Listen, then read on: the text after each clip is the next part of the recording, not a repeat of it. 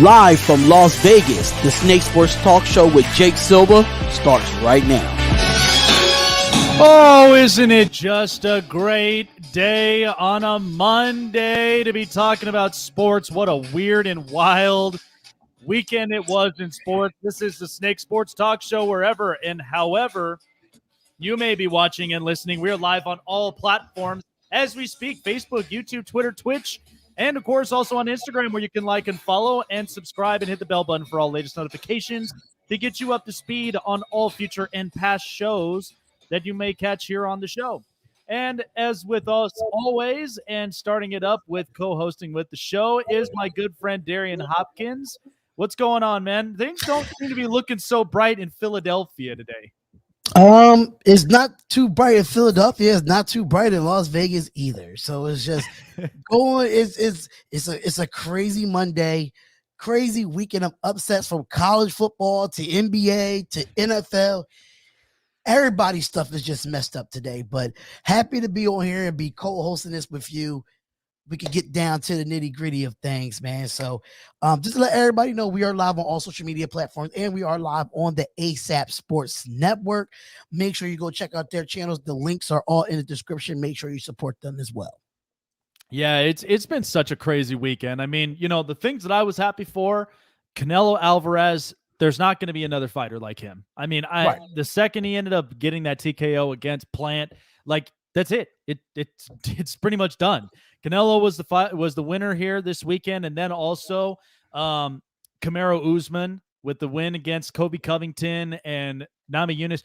We were jam packed with UFC fights and all of that. Right, because the Canelo fight ended right before the main event. So it did. So we had perfect timing on sports, and then of course recapping all of the weird weekend we had in the NFL, and there's just so much really to talk about. So it's going to be a lot of fun, but we're going to be breaking it all down here for you guys bit by bit. And then of course, as always, because I know Darion's always prepared when we got quick caps at the bottom half of the hour. So we'll be recapping all of the games within 10 minutes. So of course, all of what we learned from every single one of the games this weekend. Okay. But man, it was crazy.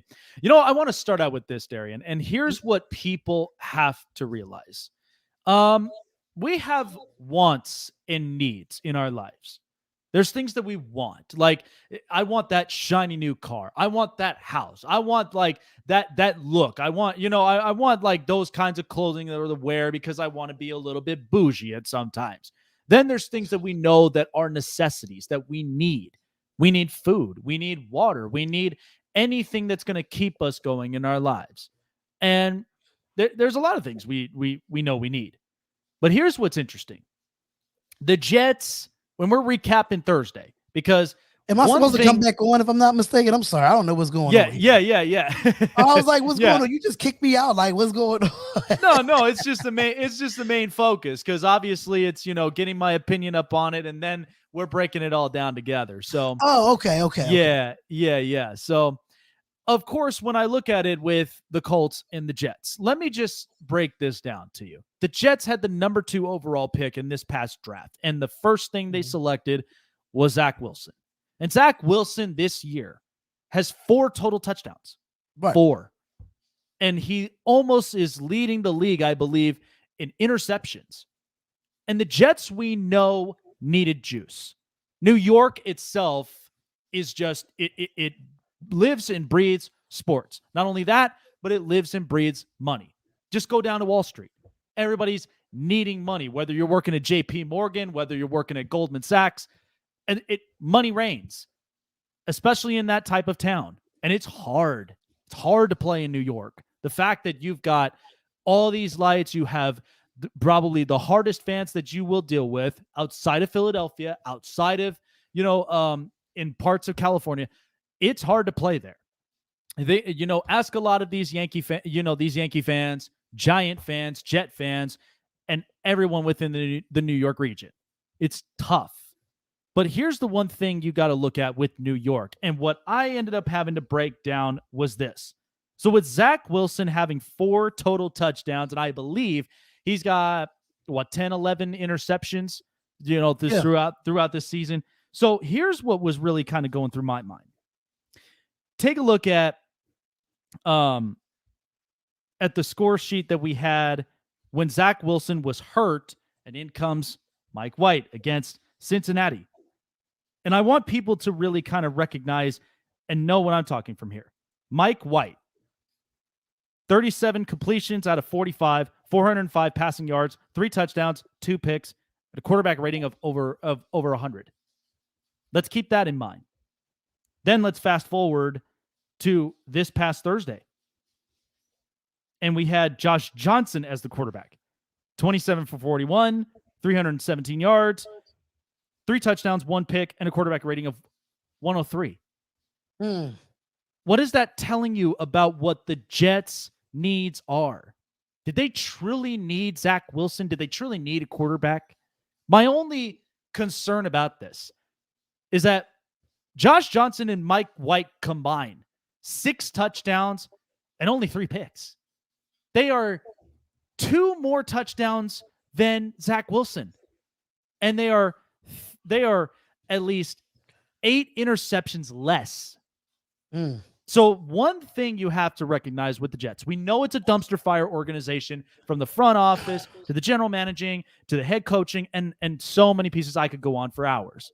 But the one thing you know for a fact is Jet fans, we get the hype. They know that they felt like we needed a special type of quarterback. Well, let's be honest. Zach Wilson, unless if he actually gets things right, is not going to be that specialty quarterback like a Patrick Mahomes or a Josh Allen or Justin Herbert or Lamar Jackson or even Kyler Murray, because a lot of them have a specialty.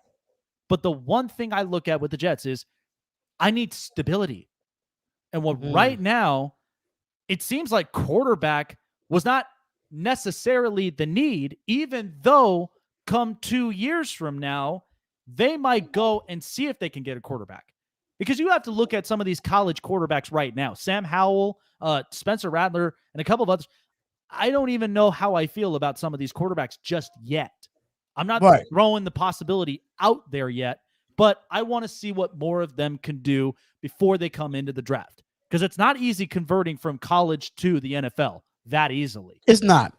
You have those one in a kind type of quarterbacks that come in number 1 overalls, and they have these high expectations, and these high expectations does not actually end up not happening. So you have those one of a kind quarterbacks that come in as probably wasn't a 1 overall pick, like a Peyton Manning. That's once in a lifetime type quarterbacks. So in today's NFL is a bit different. And to answer your question, do they really need Zach Wilson? I don't think they do.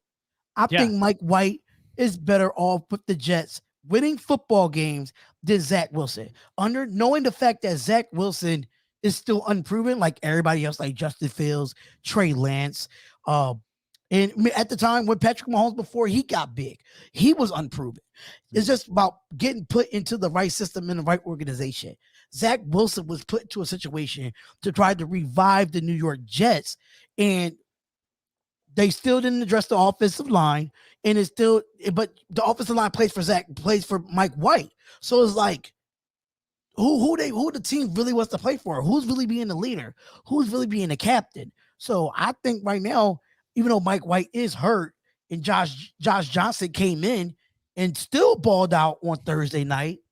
Yeah, because you and I both thought this was going to be a 25, 30-point blowout. And then all of a sudden, it got that close to 15. I said 41-10, brother. Oh, my God. I had him at 33-17. Like, that was because going off that bet line, but it's so funny. You sum it up, and here's what I think should have been the reality. Look at all the teams that drafted offensive lines. The Chargers, the Lions, the Minnesota Vikings. There were a ton of teams that drafted offensive line. Look at even the teams from a year before. The Buccaneers knew they drafted an offensive line because of the fact they needed protection for Tom Brady, because they know he's such an efficient passer and he's going to make the offense work. So when you look at the Jets, I love Mekhi Becton. Big kid, can handle his own, but he can't do everything by himself. Right. So my thought was, think about it even at a number 2. You could easily trade away maybe a number 2, work yourself lower, and get into the middle of the pile where you could fix the offensive line. Because honestly, the quarterback will come.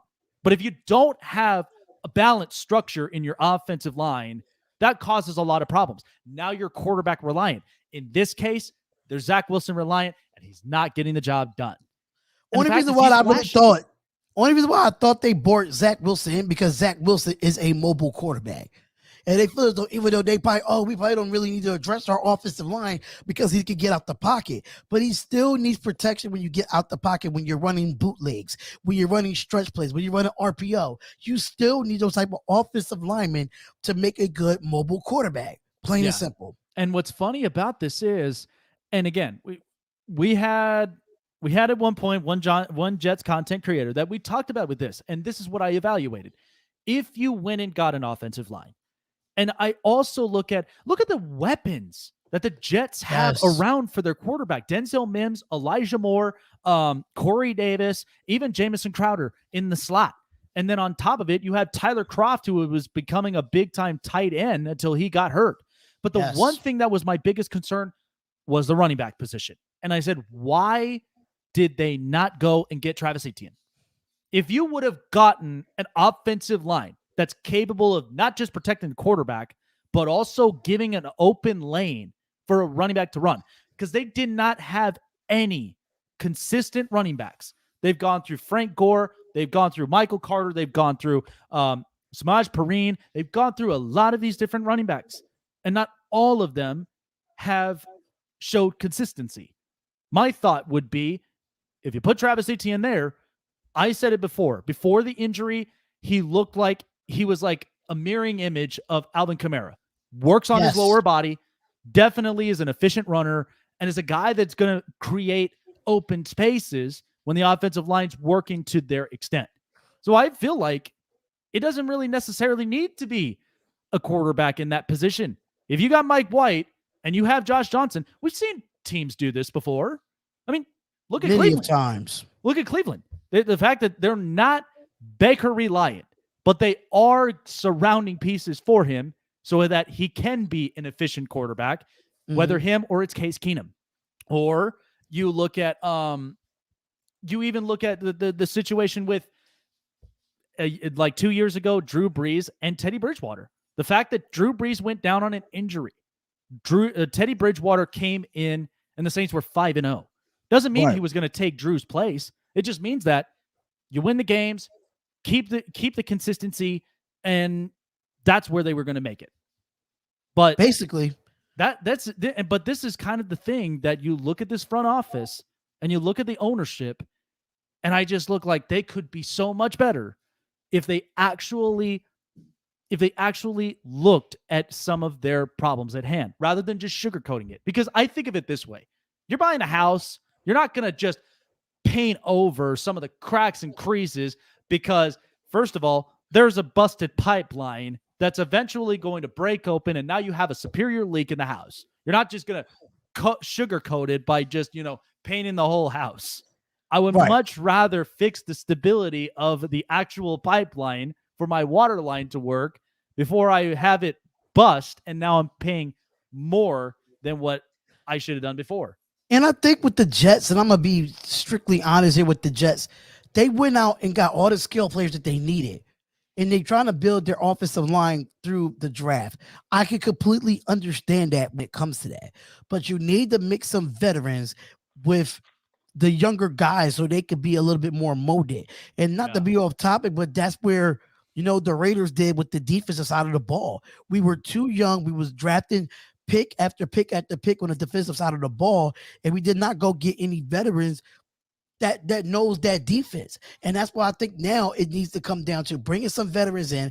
Robert Slade is a well-known coach in this league. So going out and getting the Robert Slade and his reputation of the success that he had with the San Francisco 49ers, you need to go out and get some veterans that's going to play for you, or even on offense or defense side of the ball. Yeah. And who can you trust as well? Yeah, it basically comes down to who do you really trust in these types of scenarios. But that's where I think down the road, I mean, think about it this way. This happened with the Arizona Cardinals, the time when they ended up drafting Josh Rosen. He was a number 10 overall pick in the draft. The fact that he didn't work well, neither did Steve Wilkes as a head coach. They booted them both out, and they said, you know what? We're going to try something new. We're going to get Kyler Murray. We're going to get Cliff Kingsbury. And now look at the success that's happening right now in Arizona. Yeah. Darion and I questioned about it. And we were like, are we sure that this team is going to figure themselves out? Because also, this was a team that did not have the best offensive line. But now things change. They get Rodney Hudson. They get a couple of other really good pickups. And they get a lot of veterans. That's the kind of thing that keeps stability in a team. And that's where I'm hoping the Jets will figure that out. And I really hope they look at what the Arizona Cardinals did. Yeah. And going up in like you said before, they got rid of some young players, brought some veterans in, even though some veterans might not stay on the field 90% of the time because of their age, but just being on the sideline and getting those adjustments taught.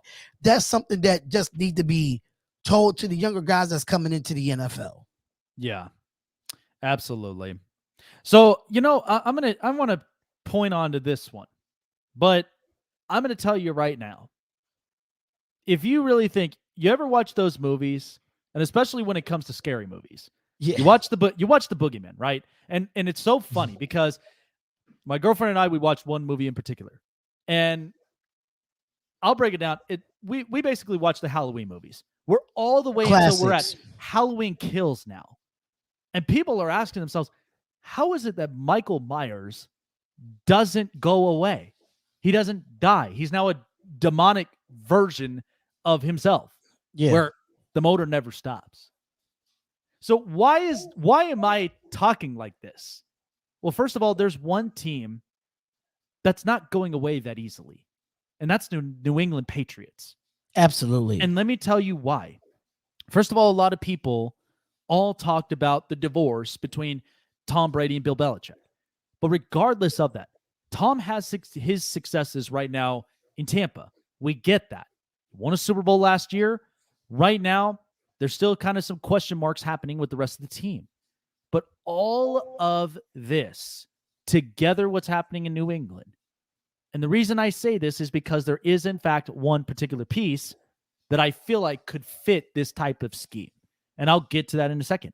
But Mac Jones isn't Tom Brady. He doesn't have to be. Right. But what I've seen from him, and I talked to one of the best Patriots content creators, and that's Bobby over at Beantown Breakdown. Covers everything Boston. And he told me specifically that Mac Jones has such a quick release. Why? Because he doesn't have an efficient offensive line. But that doesn't matter. What he does have is he does have respected playmakers. I mean, Nelson Aguilar, Jacoby Myers, Jonnu Smith. He has a couple of really good pieces. But what's interesting is that they're buying in to this whole movement. The fact that they're getting a rookie quarterback, which, let's be honest, he's more efficient than Zach Wilson, much more efficient than Trey Lance, but we still leave that door open because we haven't seen a whole lot of Trey Lance. But the other part is we're not going to compare him to Trevor Lawrence because Trevor Lawrence, we knew, is that type of quarterback in this league. The problem is he doesn't have a capable number 1 and 2. That's it. If he did, like let's say if he had Keenan Allen and Mike Williams, this Jacksonville offense would be absolutely ridiculous. But the fact that he doesn't have the true capable places yet, there's still time on it. 2-3 years. Let this puppy cook. But what I think about with New England, are they truly playoff contenders? And you know what? I truly think they are.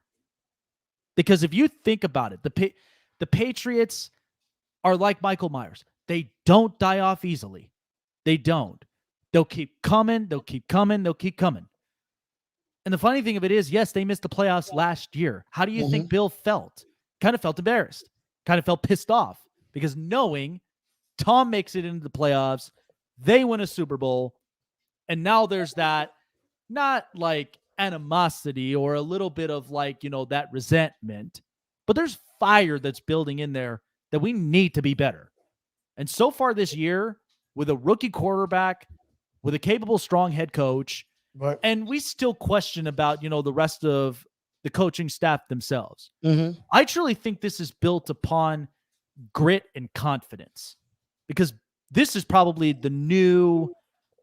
this is kind of the new sauce that they're trying now with having Mac Jones in the middle of it.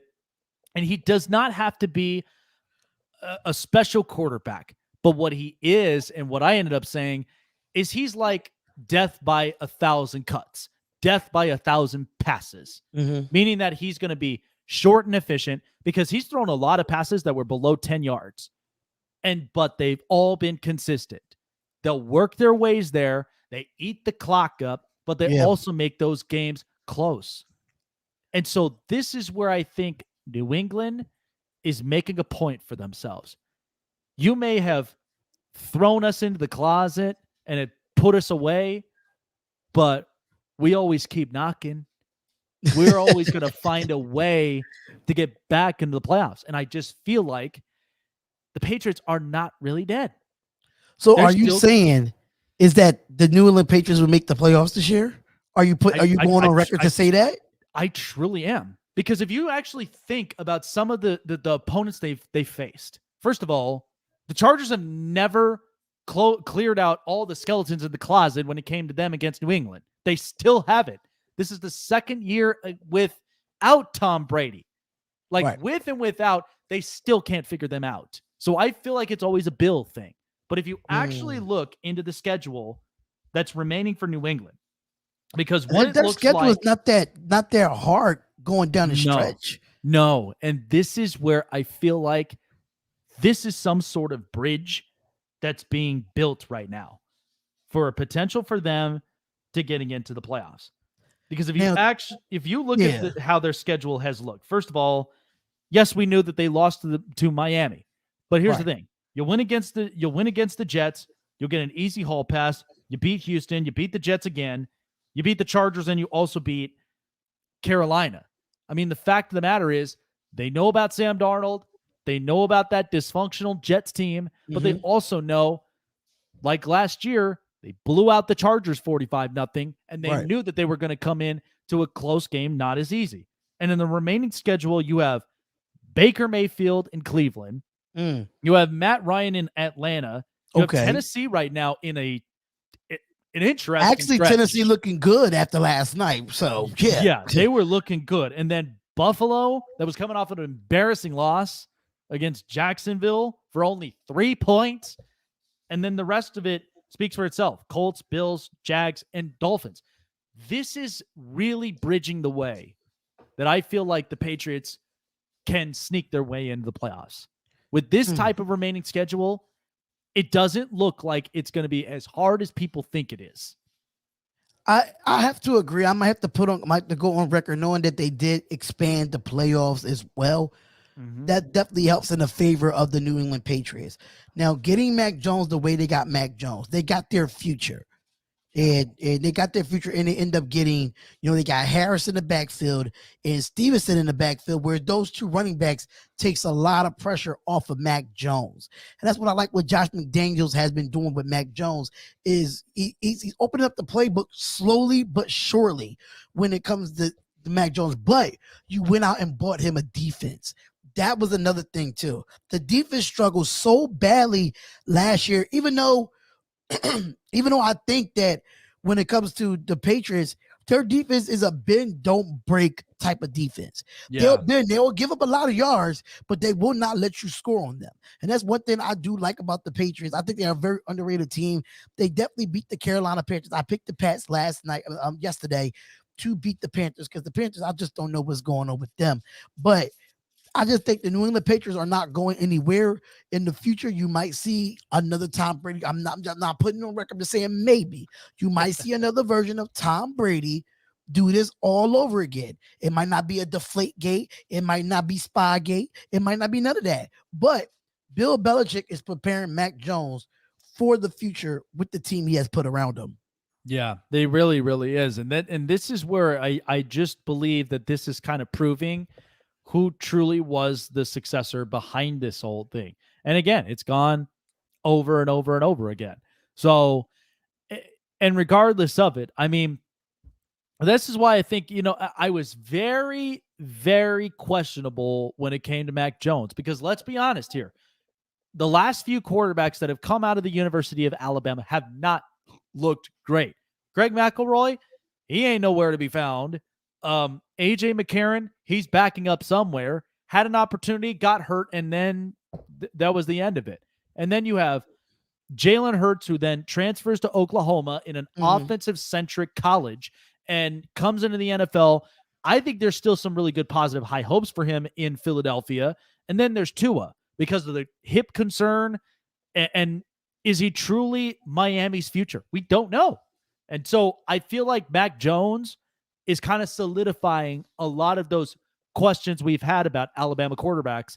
And I truly think he could not have gone to a better system than where he is in New England. I could definitely attest to that. A lot of Alabama quarterbacks don't come out and be successful, but Mac Jones is one of the ones that look at that. Oh, Alabama quarterbacks can be successful. Yeah, they really, really can. And the reason why that it leads up to this is because of one thing.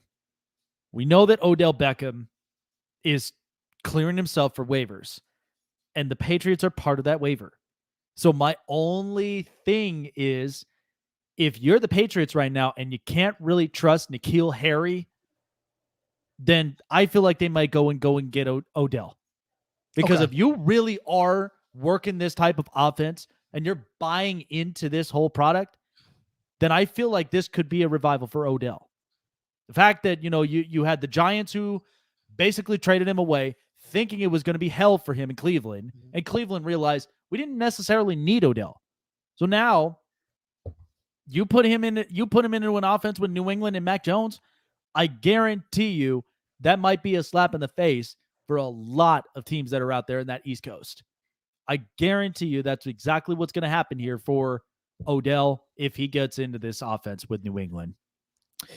But the question is, though, can New England afford Odell? Because he's officially on waivers. If you do get him on waivers, it's $7.25 million that you have to do claiming him on waivers. But if he does get claimed off waivers, you could get him a new contract. Plus, the Browns still have to pay him. So that's just another scenario as well. And think about this, though, too, because as usual, again, like Cleveland rejected Bill Belichick. And I feel like this could be the same similar move. And if you actually look, New England has a very comfortable cap space. That's why I feel like that the waiver is being friendly to them, because they can go out, get Odell. They'll owe the 7.5. Okay. But then when it comes to new contract time, he can then make the decision. Are you bought in, or would you want to go elsewhere to see if you could potentially make more than you did before in Cleveland and in New York? So I'm just nervous to give him that contract, even though with all his injuries. That's the only thing I'm nervous about. Yeah, it's true. It's really, really true. All right, coming up next. So we had a lot of weird, wacky stuff happening all throughout the NFL. Green Bay apparently is not feeling the love. And I don't know what it is between East Coast and West Coast. Things didn't work right for the Raiders. And then, of course, Josh Allen and company. But focusing on Green Bay, because one thing for sure is that this is probably why Green Bay might not be as big of a team as they are with Aaron Rodgers right now, and why I think that might change things with Jordan Love. And I'm not sure exactly what the fate is going to be in store for them, but that didn't look like that was a team that was really invested in Jordan Love. I do not think that that was exactly what was the case, but we will explain that. That's all coming up next, even from the rest of, what we looked at up in the week. All right. So I know all of you guys are tired of me talking about this, but again, I'm not going to stop talking about it because I'm super excited about what this app is really capable of. It's more than just an app. It's an absolute money-making machine. You guys love fantasy sports. You guys love sports in general, and you also love sports betting. There is a place here that I think is really, really something special. It's called SuperDraft Pro. What is so awesome about it? SuperDraft Pro gives you all of the tools and also gives you all of hashtag playbooks that can get you to where you can go into several contests that are listed up every day of every week, going and winning big money. But not only just that, you can also make money sharing the app itself with your friends, your family, coworkers, anyone in general. Mm-hmm. Because the whole point is bringing the whole entire community together. That's what we've been missing ever since the shutdown.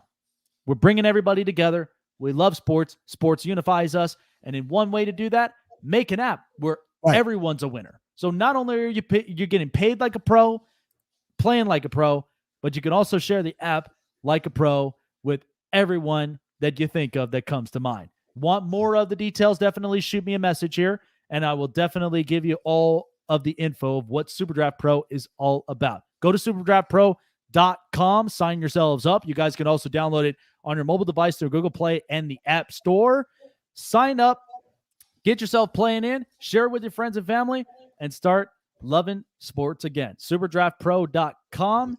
That's SuperDraftPro.com. And in SuperDraft Pro, the best part is they are the official partnership of Caesars Entertainment.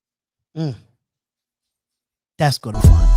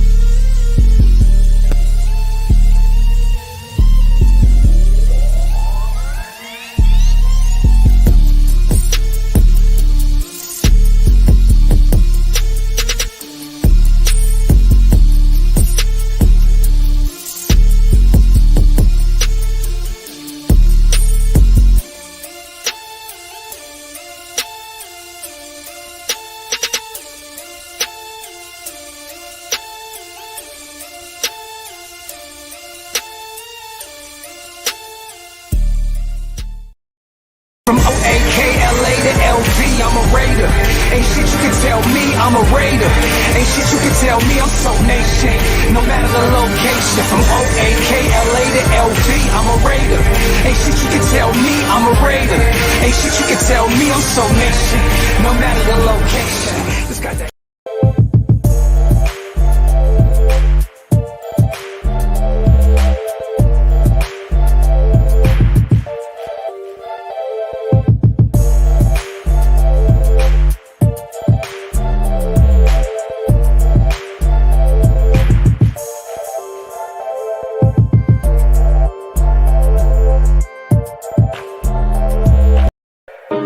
bitch, I'm a ball, bitch, I'm a ball. Don't get no ball, don't get no ball. What's in my cup? What's in my cup? Full of that punch, look at that punch. Bitch, I'm a ball, ballin' like Kobe. Ho, keep it moving, cause you do not know me. Bitch, I'm a ball, ballin' like Kobe. Ho, keep it moving, cause you do not know me. Bitch, I'm a ball, can't talk in Milwaukee. Tell my dog sick of me, ain't do no barking. Pass me some greens, you know I'ma spark it. Mama got ass, told her to arch it. Pull up at the spot, hop out and don't park it. Bino say, always keep one in the cartridge. With Joey out paper, so we going toxic. Came from the swamp to visit the tropics. Check out the scenery. Tell little mama to the backwoods right by the lake.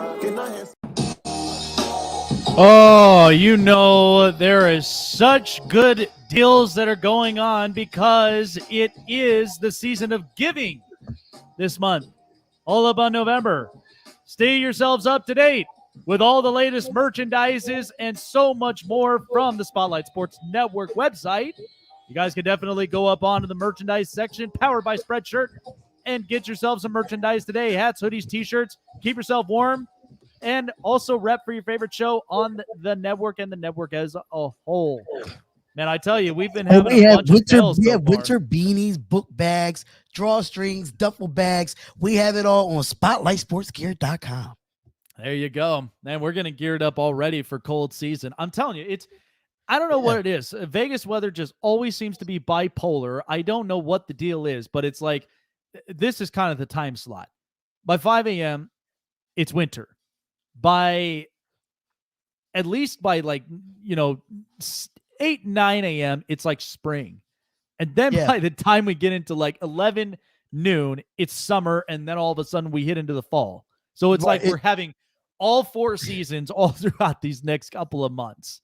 It's probably the next couple of weeks because they talk about it's supposed to warm up in Philadelphia. So I'm sitting here like, this is get sick weather. Make sure y'all safe out there.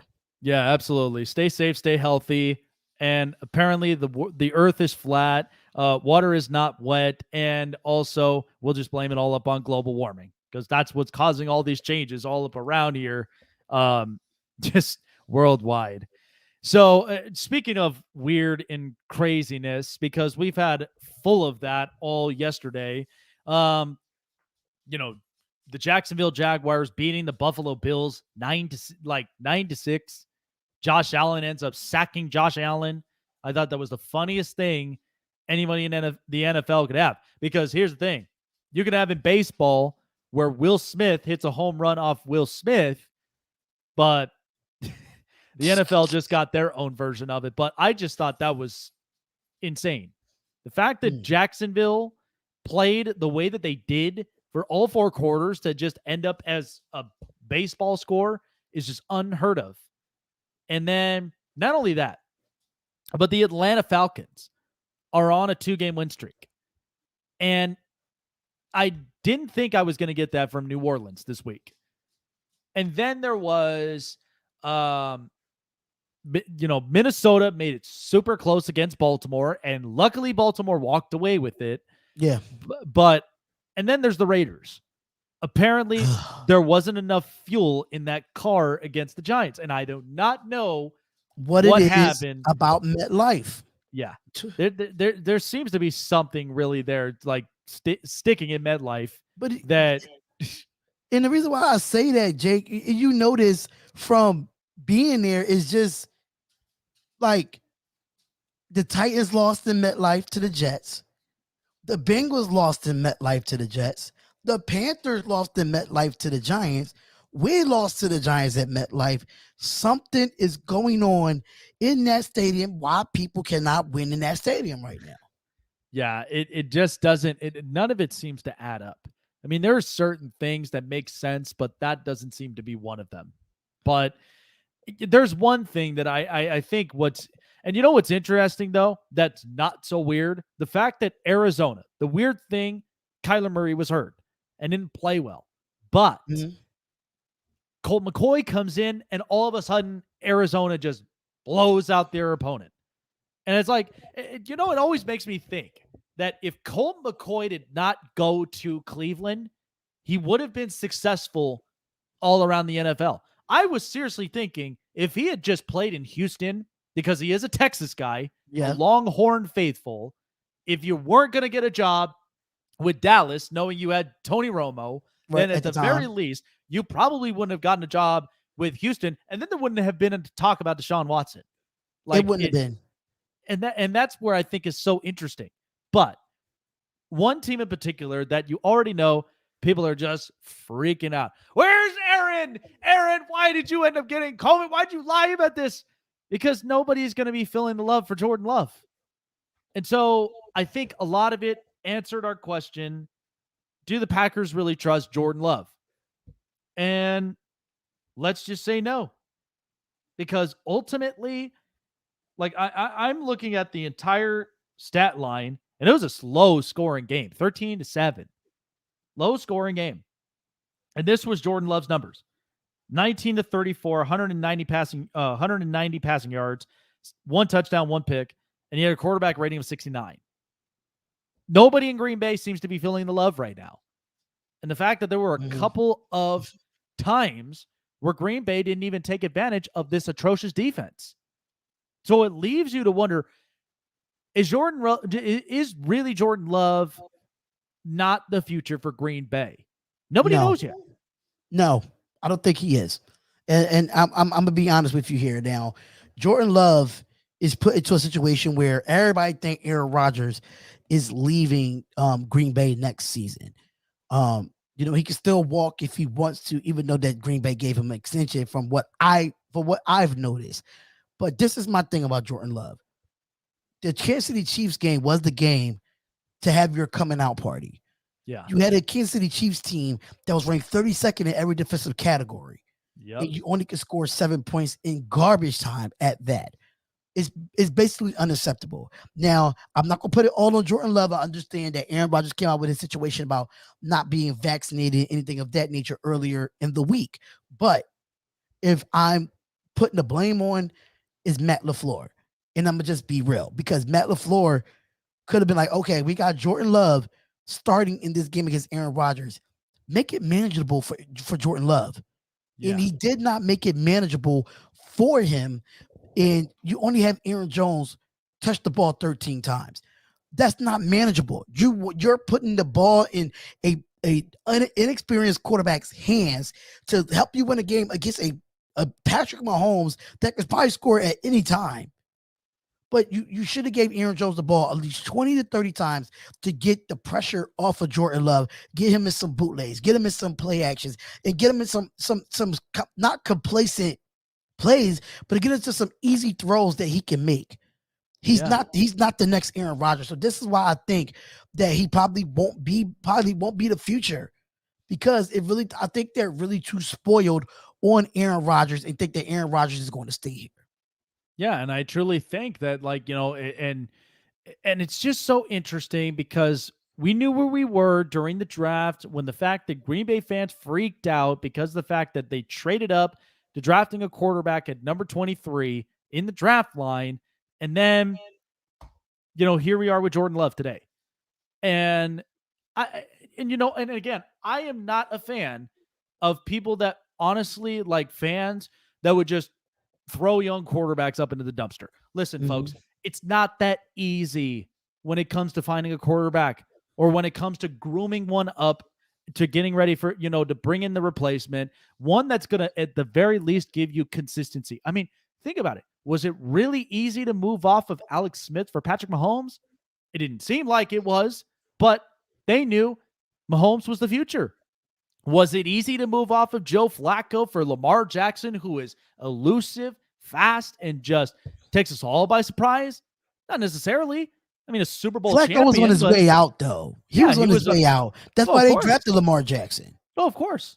And then the other part was it easy to rip the bandage on Eli Manning? Because we knew that he was a 2-time Super Bowl champion, knew that anybody that was going to end up playing in his place was not going to be like Eli. Not until the Ben McAdoo situation where you sit Eli for a game, seeing how things are going, and then it comes to realization, okay, this is just a mess. But I still think there's some spurts of Daniel Jones that's in there that I think he can manage it. Absolutely. But the point I'm trying to make is you look at how Green Bay's history has always been. The fact that Aaron Rodgers was in this position when Brett Favre was in this organization. How do you think Brett felt? He knew for a fact they're not going to want me here anymore. So you contemplate retiring or you just end up going into a different team. And so in comes Aaron, and here's Aaron Rodgers in this position. But now we all kind of feel like we're in Aaron's world because the unvaccination, the lies between it of saying, all this other stuff. You knew the protocols, first of all. Yep. And you knew what you needed to do in order for you to end up coming out and performing week to week. The other part is, you were telling people that you were leaving Green Bay the night of the draft. That was it. You were kind of throwing this up out there. So I don't know. I just feel like this is such a messy and sticky situation if you're Green Bay. Because at this point, none of the Green Bay fans really want to trust in Jordan Love. They don't. And none of them really want to deal with the crap of Aaron Rodgers. So, if you really are Green Bay, what do you do at this point? because it doesn't seem like this is going to end well. If it is true, if Aaron does leave, let's just hypothetically think, like, if this was the case, I don't know. And I feel like this would be ugly for Jordan Love if he comes in and he tries his absolute best. I feel like that's a lot of pressure for a young, inexperienced quarterback to have to take that all on. Yeah, and I just feel like Aaron Rodgers put Jordan Love in a bad situation, lying about the vaccination. Now, if you knew that you was allergic to it, the NFL would have probably found ways to get for you to get the shot, or you to get make sure you get negative COVID tests and stuff like that. But now you're walking around without no mask in the facility, letting people know that you were. This is my thing, and I said this on the morning show, on the Spotlight morning NFL weekly morning show that we have. Ian Rappaport came out and stated that when it comes to the Green Bay Packers, they said everyone was fully vaccinated, meaning Aaron Rodgers. So technically, people might say, oh, he technically didn't lie, but Ian Rappaport is a good NFL Network source that goes for every single team in the NFL and get their sources. So when he says that the Green Bay Packers were fully vaccinated, he ever said it in his tweet that he was surprised that Aaron Rodgers wasn't vaccinated. So my question goes to this. Did Green Bay Packers know that he was vaccinated and just reported that he was unvaccinated, and they reported that he was? So it goes back to the organization. It goes back to Aaron Rodgers, and it goes back to back to the organization again, because now you got to put in an inexperienced quarterback that was prepared to wear a headset and a clipboard. Yeah, exactly. That's where I just think, like, I just don't think that Green Bay, especially with their fan base, especially with the way that this front office is and everything that's just been surrounded. I mean, look, I thought Philadelphia was a mess.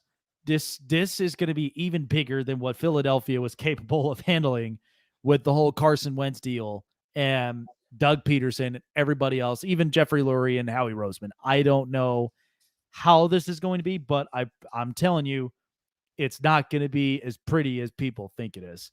But we'll just have to see by the time Aaron Rodgers comes back, because, yeah. It's just some breaking news. They just put it out there that the 49ers won't put in a claim for Odell Beckham Jr. Kyle Shanahan said, pointing to the financials, making is not feasible.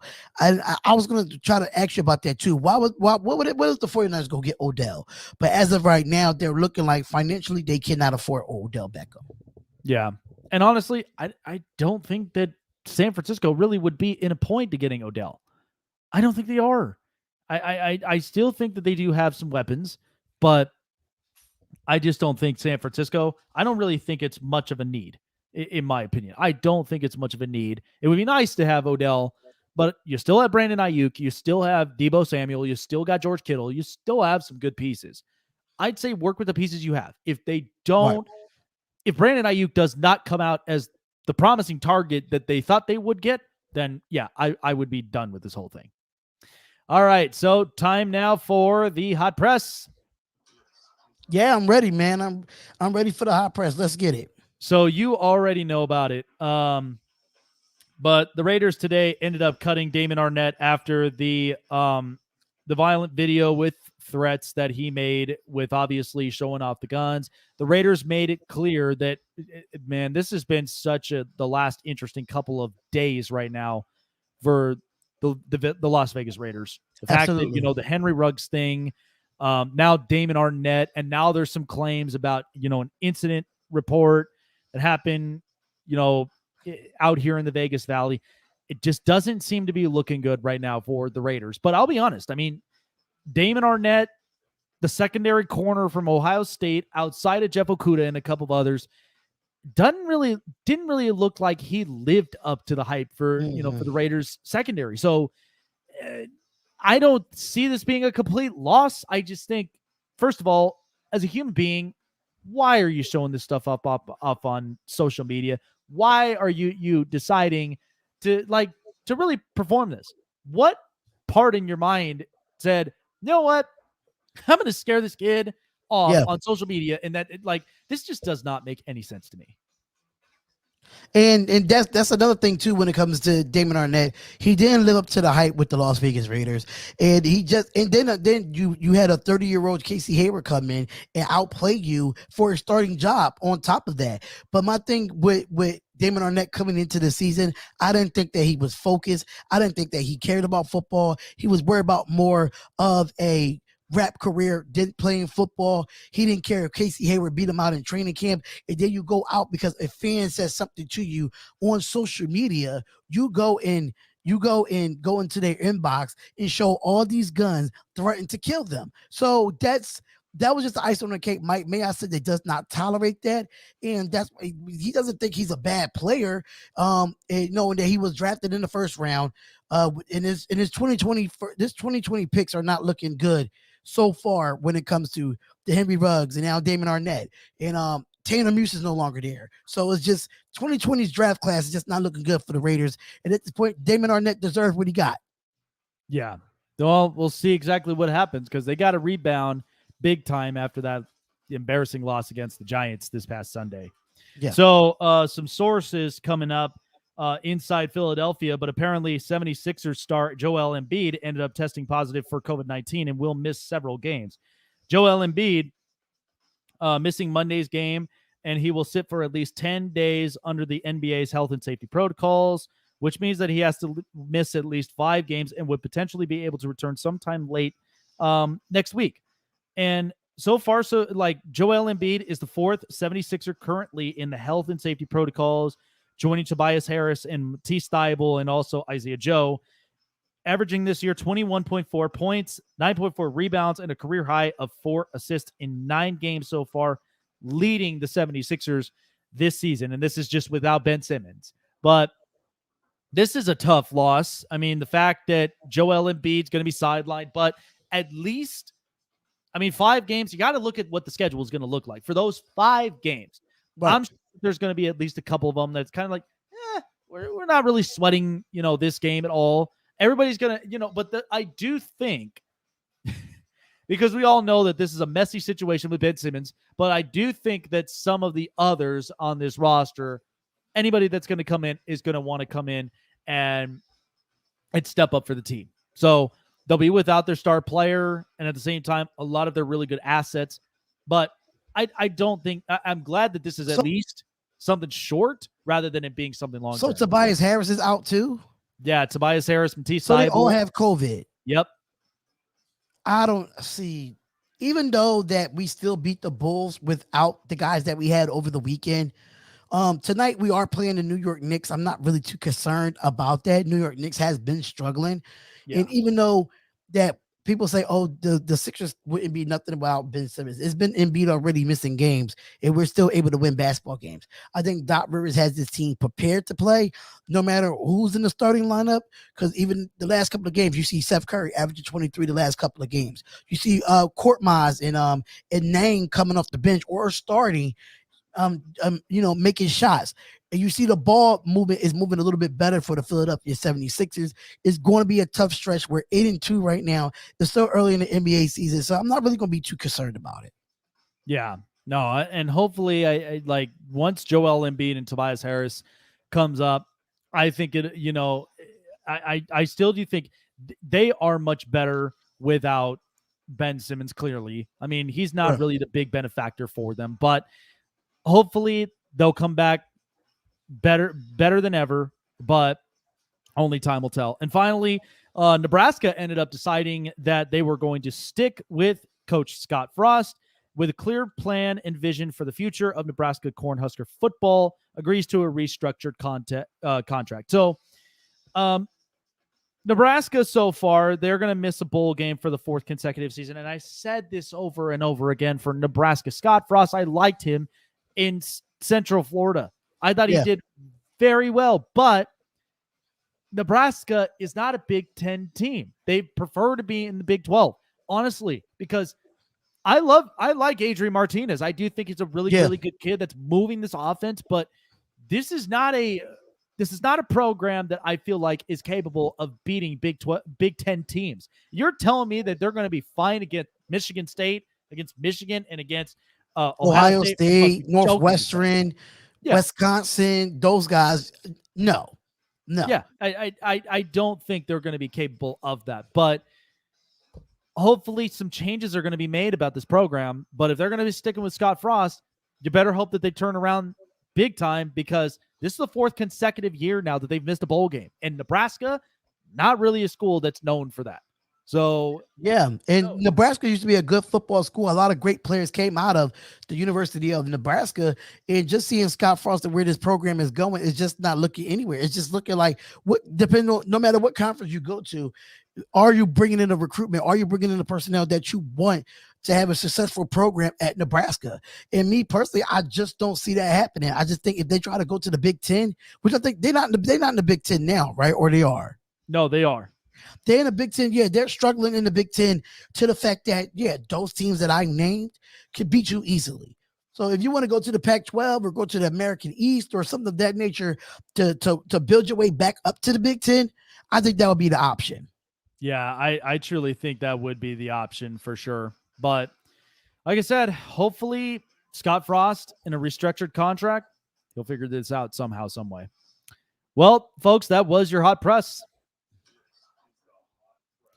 All right, well, we might as well break this down now since we're kind of getting up close to it. But we're going to be taking a slight break real quick. But when we do come back, we'll have our best for last here coming up. So definitely taking a break. Don't go anywhere. We'll be right back.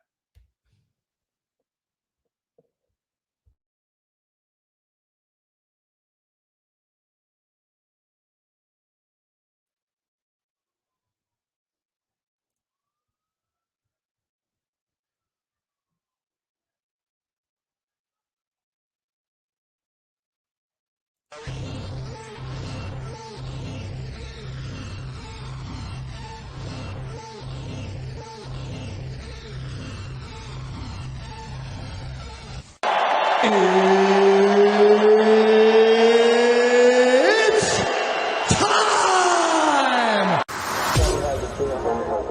I feel like the grass is green, and everything I do is unseen. But I know that's just in my mind. I know everything is just in my mind. Do you really want to be famous? Do you really want to be a superstar? Do you really want to get dangerous? Do you even know where the groupies are? Bitches out here be shameless, and I really wonder where their parents are. Look around, everything changes. It feels like I've been buried alive. Let it breathe. It feels like I've been buried.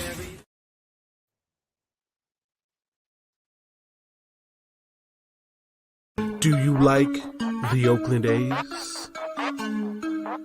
Are you a fan of the Golden Knights? Do you love the Los Angeles Chargers?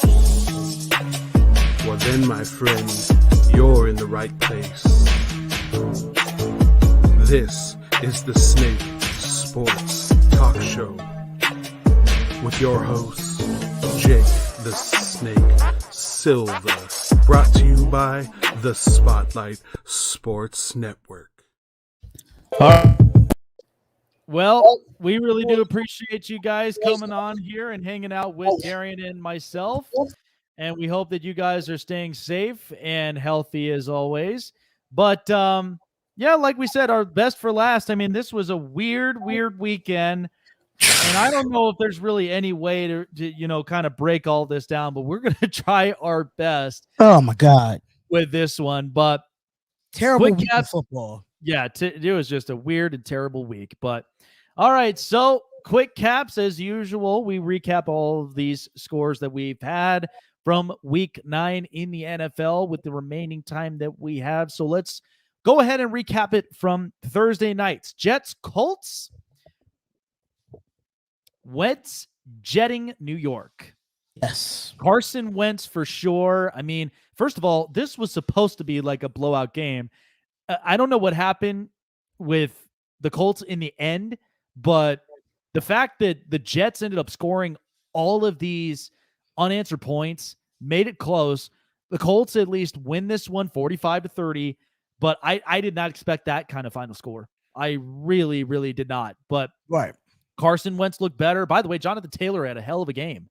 And I mean, this was usually one of those easy hall pass games by far. But again, Colts, who knows? They may be a team that's going to be lurking on in. If once everybody is healthy, watch out for the Colts. They're going to come up with something interesting. Browns, Bengals, Baker. Okay, then. Baker has been baking. Yeah, Baker Mayfield, and it's weird. I really thought that Cincinnati and Joe Burrow was going to come up with something here, but this was all defense from here. Like, the defense themselves shut down Joe Burrow. They made it uncomfortable as possible for him. But Baker, very efficient, worked all of his play schemes. And again, the fact that they're done with Odell, as I've said before, it was not necessarily a need for Cleveland. They've got Jarvis Landry. They've got a bunch of other offensive pieces. So this is working for them. So I like the win. Let's see what Cleveland does for next week. Yeah, Broncos, Cowboys. How about them Cowboys? Boy, the Broncos came in, and this is up in Dallas. This is weird. First of all, like, Dak Prescott, what the hell? And the rest of this offense. I mean, there was nothing going at all. And Denver smacked them all around. This is post-Von Miller. Post-Von Miller trade. And the fact that, it was, I don't know. Teddy Bridgewater really looked like Dak, and Dak looked like Drew Lock. It just roles reversed. Right. Like, just somehow, some way, it was like Freaky I didn't Friday. understand where the running game was at either for Dallas. Why you didn't use Tony Pollard and Ezekiel enough? People was dropping balls and everything for Dallas. It was just a bad day in Jerry's world. Pretty much. Texans, Dolphins, Tua close, Miami. 17-9. I mean, it was an ugly game all the way through, but again, like we said, this is the reason why that they've been pushing a lot of these trade rumors for them trying to get Deshaun Watson. That's a lot of this was the week that was proving this is why they wanted Deshaun Watson. And the fact that, you're beating Houston, team right now that's just an absolute mess. Dolphins at the very least get a win. Falcons, Saints, Matty iced New Orleans. Shocking at that. Very much New Orleans shocking. On top of that. Yeah, I did not expect that out of the Falcons. This is now a 2-game win streak that they are on. Who would have thought? And I know New Orleans, not really settled right now with their quarterbacks, but they're focusing any way that they possibly can, winning games here and there, depending on who their quarterback situation is. I don't know, but good for the Falcons. But again, they are still a trap team I don't like to bet on, so I'm actually glad I didn't bet this one. Raiders, Giants, car out of fuel. What the hell happened with the Raiders? Inconsistencies. Didn't really look like six drives in the red zone, and we only could come up with one field goal and five field goals, missed one, and one touchdown. Yeah. Terrible. Just terrible. Just absolutely terrible. I mean, this did not look like the Raiders 2 weeks ago.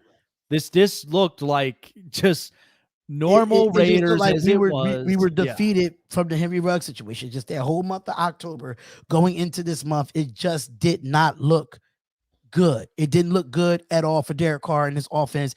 The defense kept us in the game, but it just didn't look good. You could tell that mentally our team was not there, and it definitely caught up with us with the distractions. It definitely did. Pretty much. Panthers, Patriots, still seeing ghosts. Yep. Sam Darnold, as we've said before, in his career numbers against New England is atrocious, and they know it. They know how much that Sam Darnold, and plus reports now he's day-to-day, but I don't think now, I don't think Carolina's sold on him. I just feel like Carolina may be looking for quarterback, but they got so much of a quarterback depth, it's weird. But Mac Jones, as I've said before, New England looks like they could potentially be a playoff team. They've looked much better. They're looking a little bit more consistent. And by the way, the defense, I mean, they know Sam Darnold's number, so it was not some sort of scare for them. It made it easy. and it was able to show for itself. Absolutely. Bills, Jags, what the flabbergastic. No, Bills was not paying bills. That's exactly what that context is. Bills overdue. I don't know what happened in this game. 9-6, a baseball game score, and Jacksonville upsetting Buffalo in Florida, mind you.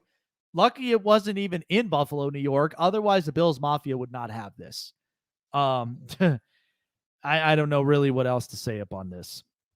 Vikings, Ravens, tuck it in. Justin Tucker, as usual, even in an overtime Clutch. game, this is why you trust the foot. This is why you trust the leg.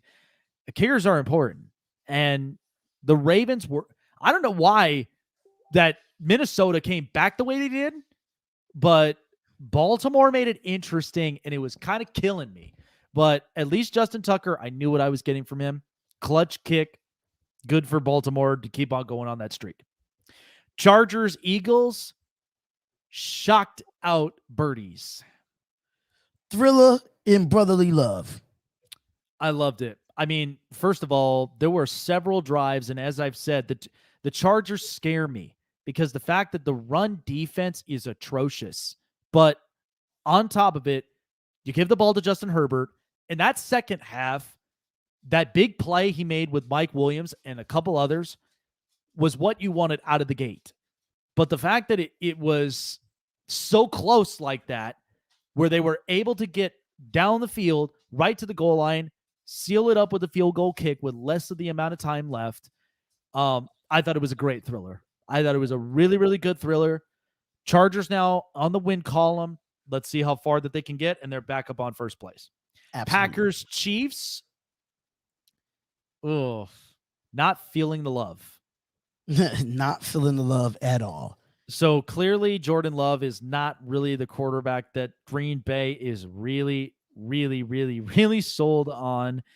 But the Chiefs, I don't know. But happy birthday, Caden Jenkins. A birthday shout out to you. Happy birthday, brother. Happy birthday, man. But yeah, I am like, I don't know. This was both suspected offenses, apparently. One of them a suspected defense that Green Bay did not take advantage of. And it clearly shows why they would be weird without Aaron Rodgers. This is a very Aaron Rodgers reliant organization, but this is just a mess. I don't know what they'll do from here. Right. Cardinals, 49ers. Colt works good. Arizona seeing it right there. And Colt McCoy, who came in, like, you know, the 49ers, I feel like they're in trouble. I mean, we really thought this was a team that after injuries, people coming back healthy, we thought this was going to work out well. I don't know. This is weird. But Arizona, great win for them. But Kyle Shanahan's kind of in trouble here. And the fact that he cannot afford another loss like this, especially in division game. So he better figure it out quick. Otherwise, he's on the hot seat right now. Titans, Rams. They tighten up the Ram. Oh, man. Grab the Rams by the horns. I mean, did. How this is funny. No King Henry. And as I've said before, we talked about this last week. The fact that without Derrick Henry, we knew what we were going to get out of Ryan Tannehill. And I felt like Mike Vrabel, he's not afraid. I think people don't really respect Mike Vrabel enough where he puts the boot down, he trusts his components. He trusts exactly everybody around him. And without the star piece in Derrick Henry, Jeremy McNichols, Adrian Peterson, everybody's working to the extent. I mean, think about it. It almost has a little bit of an Atlanta Braves feel to it because, listen, they were without Ronald Acuna. What did they do? They went and got Jock Peterson. They went and got Jorge Soler. They went and got a bunch of pieces, and that's how I'm not saying this is a Super Bowl bound team, but I'm just saying when you get somebody down and the rest of the pieces work for you, against a tough Rams team, like this doesn't make any sense. So I don't know what Sean McVay is going to do next week, but the Rams, I feel like they got embarrassed. They kind of caught with their pants down. Yep. And the Titans, they tightened it up, and they really looked like a football team. Played a hell of a game. That defense definitely shut down a really powerful offense in the Rams. They did. And finally, Monday night's game, Bears Steelers. Oh, whoop-de-doo.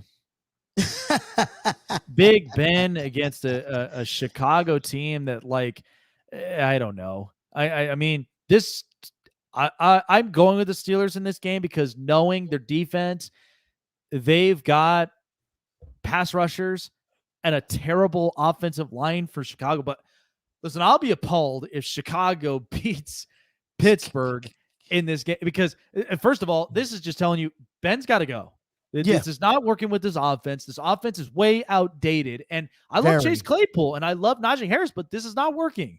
But I don't know. This is just a snooze fest of a game for me, honestly. I probably just to let people know that David Montgomery is off of IR and he will be activated tonight. So now you have the guy. I forgot the other guy. I know his last name is Herbert too. He's a running back for the Chicago Bears. But now you have David Montgomery. Even with this defense, I understand they have TJ Watt. They have Micah Fitzpatrick on that side, but I think Darnell Mooney, Allen Robinson, Jimmy Graham, they got some weapons on the offensive side for Justin Fields. The question is, could their offensive line really hold up?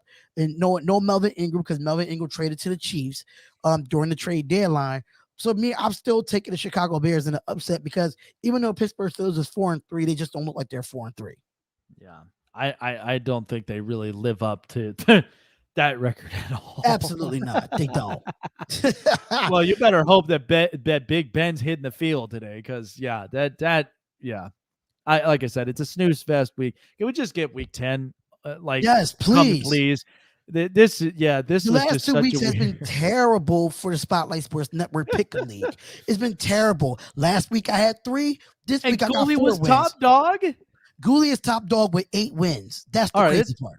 All right, it's already weird enough. What the hell?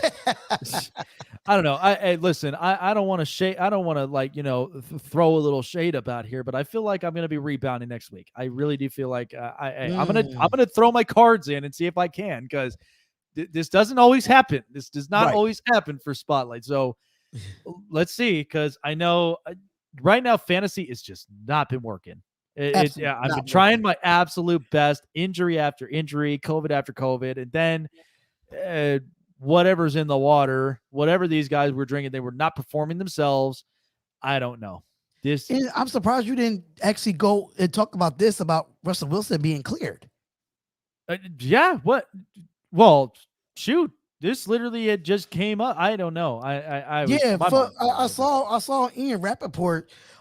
He did it a while ago, a couple hours ago, talking about Russell Wilson being cleared to play, but I don't know when he's going to come back. Yeah. Per se, let me see if I can find it real quick. Yeah. I mean, that might actually give us a source for tomorrow.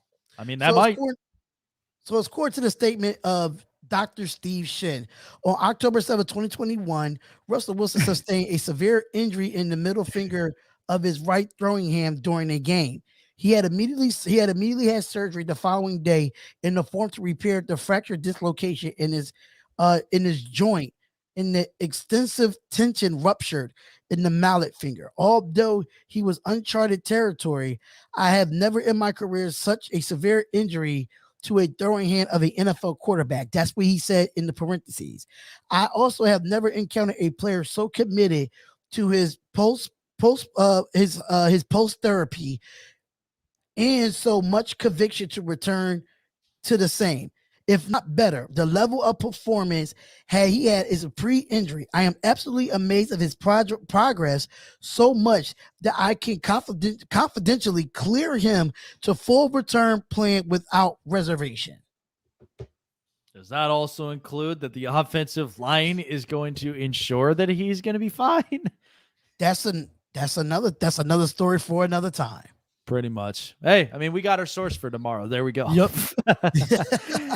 All righty, folks. It's been a lot of fun. And you know what? This is the first time having Darion just being the co-host up over here. I love this. I actually feel a lot of relief in this room, because it's doing it by yourself can be really tough.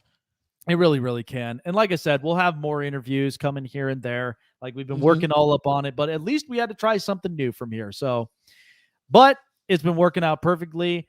And yeah, we got our source for tomorrow, and we'll see exactly how it looks for tomorrow. But absolutely.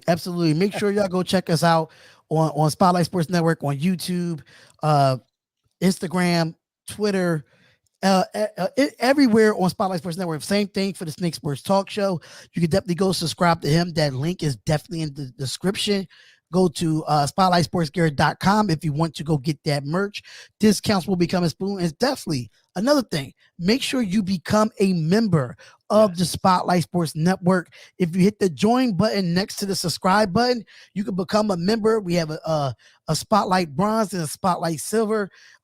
You definitely get a lot of perks with that as well. So make sure you check out all of that stuff. On the flip side, make sure you go to ASAP. Sportsnetwork.com as well. They just launched their merch on Teespring. So shout out to the ASAP Sports Network. Follow them on all social media platforms, and you will see everything audio podcast just to announce right here on the Snake Sports Talk Show that we are on Amazon Music, we are on Audible, and we are on iHeartRadio, ladies and gentlemen. So you will hear this audio version episode on those platforms outside of Spotify, Google Podcasts, and Apple Podcasts. So we're all over the place. Oh man, they can't get enough of us. We're gonna be all over the place. Yes, we're gonna be the big absolutely. network taking over. All righty, folks. It's been such a fun time, and like I said, you guys stay safe, stay healthy, and we would love to see all of you guys come on back here for tomorrow. As Jake the Snake Silva signing off, along with Darion Hopkins here. Have a great day. Have a great night. And by the way, I'm gonna be going to Chili's tonight. We're celebrating 3 months of me and my girlfriend together. So, I mean, hey, happy anniversary, man. Tell the sister-in-law I love her. I will, man. Nothing better than just a chill night going to Chili's and then watching Disney movies. What better can you get with that? Can't get no better than that. All righty, folks. Well, we'll take care of yourselves, and we will see you guys tomorrow. See ya.